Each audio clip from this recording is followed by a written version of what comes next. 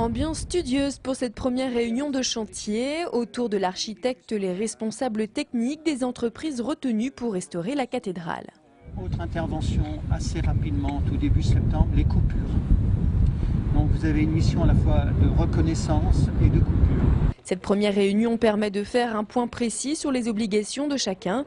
Les travaux débuteront début septembre et pendant 2 mois et demi, les échafaudages seront montés et une base de vie sera installée pour permettre aux compagnons de travailler pendant ces 30 mois de chantier. Le but, c'est de procéder à un nettoyage de cette façade excessivement sale, à la fois par la pollution, disons, atmosphérique, les encroûtements, etc. Restauration de la Grande Rose occidentale, restauration des boiseries, mise en peinture de l'ensemble des boiseries, restauration des ferronneries, enfin un rez-de-chaussée et mise en peinture. Donc en fait, c'est la suite des travaux initiés qui se sont arrêtés en 2000 sur la tour nord. Et des travaux compliqués puisqu'il s'agit de la restauration de la façade centrale d'un monument du XVIe siècle et non d'un remplacement. Pour cela, des techniques douces de nettoyage seront utilisées pour conserver la particularité du bâtiment.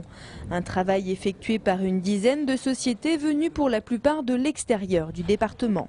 Une seule entreprise vraiment auboise y participe, c'est l'entreprise de charpente et de maçonnerie. D'autres entreprises, que ce soit électricité ou couverture, sont des entreprises entre guillemets nationales, mais avec la représentation auboise qui sera là. Les autres entreprises travaillent sur les sculptures ou la restauration des sculptures, ne sont pas auboises. C'est pas que nous n'avons pas choisi des entreprises auboises. Certaines entreprises se sont manifestées dans le cadre des appels d'offres et les mieux disantes ont été choisies. L'unique entreprise auboise retenue apprécie ce plan de relance.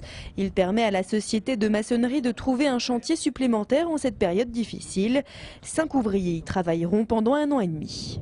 Tout ce qui était les chantiers monuments historiques, c'était vraiment, ça devenait très problématique. Tous les chantiers qui avaient été ouverts il y a quelques années se terminaient, donc il n'y avait pas d'autres chantiers en prévision devant. C'est vrai que ça fait une bonne bouffée d'oxygène pour les sociétés qui travaillent dans la restauration des monuments historiques, oui, bien sûr. Et les travaux d'un montant de 3 100 000 € s'achèveront en mars 2011.